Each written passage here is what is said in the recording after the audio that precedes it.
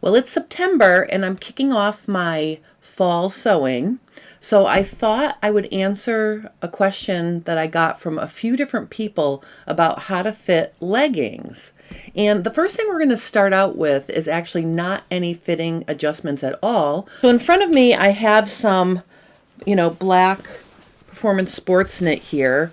And what I want to do is fold it so I have two layers like this. Okay, and then I'm going to stretch a 10-inch piece. And to make it easy for you to see, I'm going to put one of my Sew Tight boosters here. I'm going to count 1, 2, 3, 4, 5, 6, 7, 8, 9, 10. And I'm going to put a booster here so I know I've got a 10-inch area right here. And I'm going to stretch my fabric to test how stretchy it is. It's very important that you have fabric that has four-way stretch, which means it stretches this way across the fabric, and it also stretches vertically. The reason why that's important is because the crotch extensions on leggings are significantly shorter than pants. And it's depending on that four-way stretch to be able to contour the crotch shape around your body. So I'm going to go ahead and just stretch this. Now, I'm not going to hold it with my fingers and do this because I can stretch it a lot farther like this. I want to stretch it by holding it like this in my hand, like grabbing a 3-inch piece at 10 inches. And I can just hold this side down and I can stretch. So you can see this fabric stretches almost 4.5 inches past the 10-inch mark. So easily I can stretch it 4 inches. I could probably stretch it 6 inches if I wanted to. So I'm going to say I have a good 40% stretch in the cross grain. And then if I turn it vertically and do the same thing along the selvage edge,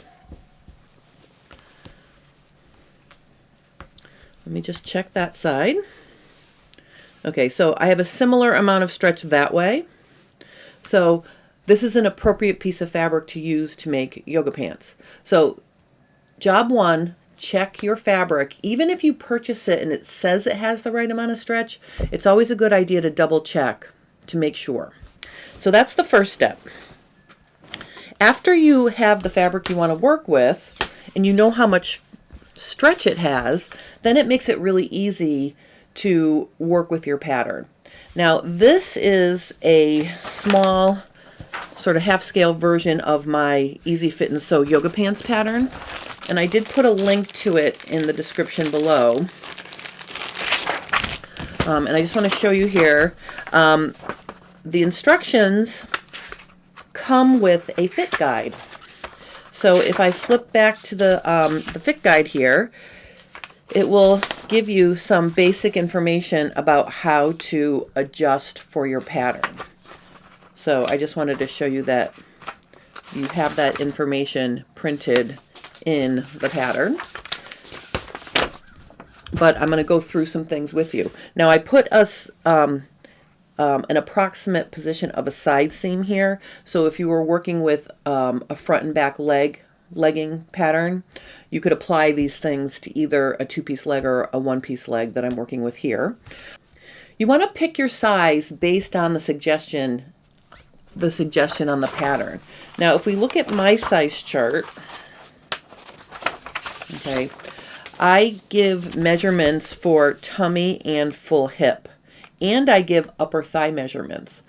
Those are the important measurements for figuring out what size pattern is the best to start with. And generally, I pick my pattern based on the full hip, and then I'll adjust from there. So the instructions for my pattern is that you want to pick a size that matches your full hip, because I've already done the math for a negative ease fit, meaning the pattern is going to measure less than your body. Okay, so you find your full hip in this column, and that's the size to start with. Once you've traced your pattern, you want to do some double checking here. And the first thing I would say is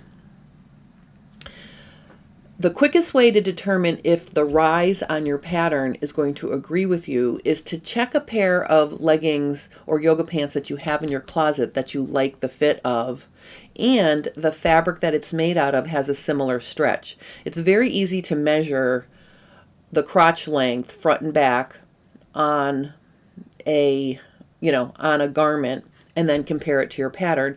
First, trying to measure yourself in this case and compare it to the pattern, because the rise on the pattern is going to be less because the fabric stretches. So once you've determined what a good front and back rise is, you can make adjustments very easily to make it match. So let's say, for example, here, I had a back rise on my yoga pants of 10 inches, and my pattern only measured 9 inches. So I'm 10 inches, the pattern is 9 inches. That means I need 1 inch here, okay? And then in the front, let's say I like a higher rise in the front, and let's say the difference was 2 inches. So I need to add 2 inches in the front. All right, so whatever it is, you figure out what it is that you need to add, and then you're going to take your ruler and just extend up the, I'll use this orange, extend the line up like this, and extend the line up like this. All right, and then measure your 1 inch here. So I'm going to go ahead and I'm going to use a quarter as the amount I'm going to add for that, and a 1/2 inch here. All right, and then you connect these lines. Okay, and that's how you would change the rise of your pattern. Now, if you're not 100% sure and you think you might need extra room, you could lengthen the rise more than you think you need and then trim it back down after you put your test, once you put them on to see how they fit. Another reason why you might need more rise in the back is if you have a prominent behind. So if you've got a prominent behind, you might want to give yourself a couple extra inches in the back. And then another thing you can do to ensure that you have a comfortable fit and the waistband isn't pulling on the back is to extend your back crotch shape. Now, before you do that, you want to measure across probably about 2 inches, between 1 and 2 inches below the crotch points. You want to measure that, take out the seam allowances, and add them together if it's a 2-piece leg, or if it's a 1-piece leg, just measure that and come up with your measurement. So let's say this pattern measures, 15 inches across, okay, minus the seam allowances. Then you measure your upper thigh, and let's say your upper thigh measures 20 inches.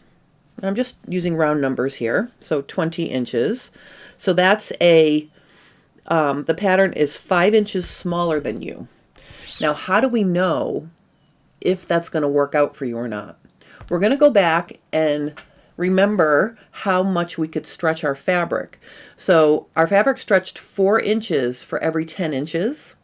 So that means if I were to use that fabric to cut these yoga pants out, and this is 15 inches, it would stretch 4 inches for 10 inches, right? Because for every 10 inches it stretches, for every 10 inches it'll stretch 4 inches.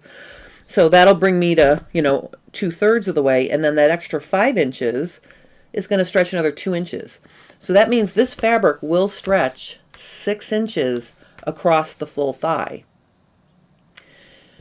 And it's only 5 inches smaller. So that means you have a little wiggle room, meaning it's not going to be super tight on your upper thigh.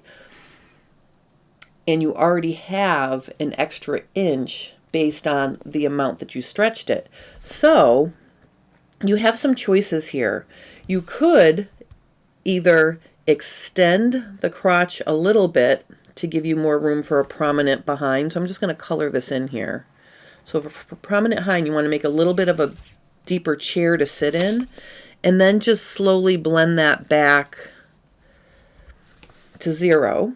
Okay, but that's going to give you even a little bit more ease on your upper thigh.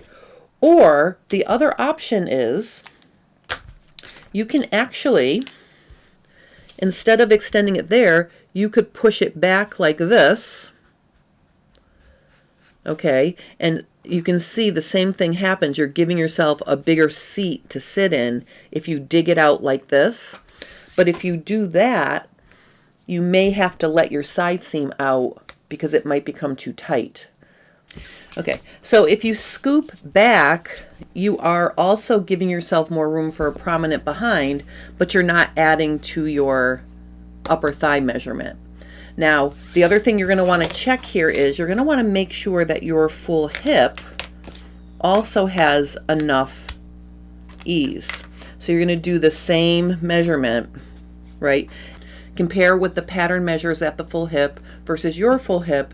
Do the same math I just described for the upper thigh, and then you can tell whether or not you're going to need to, add some to the upper thigh if you scoop in and remove some here, because if you do scoop the back of the crotch, you are losing a little width, but a hip measurement is much bigger than an upper thigh measurement, so you usually have more wiggle room to take that in a little bit if you need to.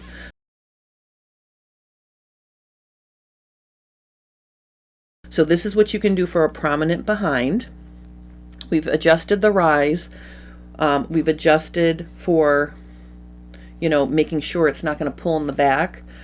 Sometimes for safety, I will just add the same little bit in the front, like this.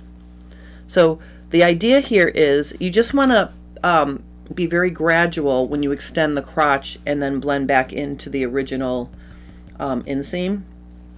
The beauty of extending your crotch points is if it's too big, you can take it back in your actual leggings. So it's never going to hurt you to add that extra to your crotch extensions. Even if you're not 100% sure about the ease on the top of your leg, you can add it and then take it back in later if you need to. So those are the primary adjustments that I would do for the top of the pattern. The other thing that can cause problems is your calf. If you have a prominent calf and you're making negative ease leggings, what can happen is the fit of the legging, and I'm just going to draw some zones here. So let's say this area down here, this is below calf. Then we have the calf area, let's say, is here. This is calf. And then we have, knee and thigh up here. So let's say this area down here is looser, right? Loose. This is extremely tight, because you've got a prominent calf. And then let's say up here is snug, but it's not as tight as the calf. Okay, what happens when you get a situation like that, the calf, the tightness on the calf is going to pull down on the leg, and it's going to cause your whole legging to creep down your leg, and that's very uncomfortable. So I did a tutorial showing how to shape your side seams or your your inseams to create a little bit of room for your calf. And I'm going to put a link to that below, because that was a review of Don McCunn's book, How to Make Fashion Sewing Patterns. So if you want to see the full tutorial, check that out. But basically what you're going to do here is you're going to take your, at your calf level, you're going to extend that out slightly. And then from about your knee, you're just going to gradually blend back in, and you're going to make like a little bit of a curve here. So you're actually bumping out the calf area. Okay, and when you do that, it looks funny on the flat pattern piece, But I did test this, and it is much more comfortable. I have pretty big calves because I'm a avid hiker, so I was having issues with my leggings, the tight ones, crawling down my leg. And first I tried to put more elastic in the waistband, and that did not help me. So what helped me was, you know, adding some room in my calf like this. So you're just going to bump it out ever so slightly, blend it back in. And then I literally would fold this in half to make sure it was equal. So after you cut it out, fold it in half and just make sure these match, so you don't have a mismatched seam and it doesn't fight when you sew it together.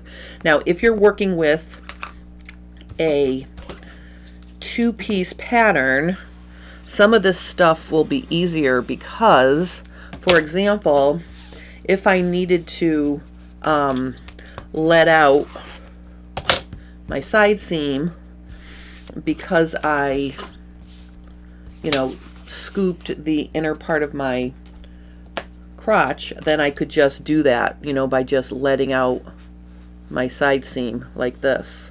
So I could let out my side seam if I did that, if I'm working with a two-piece leg. And then, of course, if I had to, you know, make that adjustment to the calf,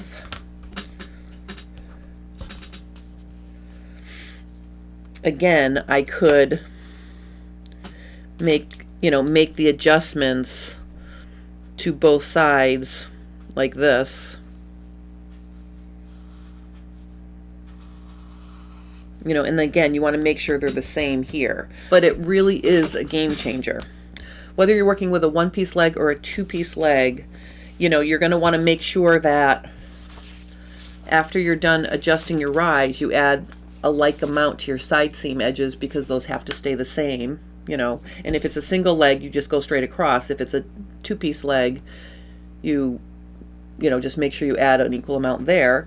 And then if you're adjusting for your calf, you can adjust both sides of a two-piece leg. So this would be the back leg, you know, and then you could come in and you could also, you know, add a little bit here for the front leg on your calf. Okay, so those are the things that I would check on a pattern. And remember, you could do that knit math anywhere on the leg. So let's say you have a prominent knee and you're worried about the fit of your knee. You could measure your knee, measure across the knee on the pattern, and then make sure that the fabric is going to stretch the right amount of inches to be comfortable around your knee. All right, so you can let that out or take that in depending on what you need to do there as well. So those are my tips for fitting a legging. Remember, it starts with picking out the right fabric. You could do all the things to adjust your pattern, but if it doesn't agree with what your fabric is going to do after you cut it out, it's not going to work out for you. So make sure you have stretchy, at least 40% stretch, four-way stretch fabric, meaning it stretches at least 40% this way and 40% this way. And then also make sure that you double check the measurements of your actual pattern piece and compare them to your body measurements, you know, especially in the areas that you know might cause a fitting issue. If you have any questions or comments, please post those below and I will help you. If you're enjoying my content, consider liking and subscribing to my channel because it helps me grow. And I hope everyone has a wonderful rest of their day. Thanks for watching.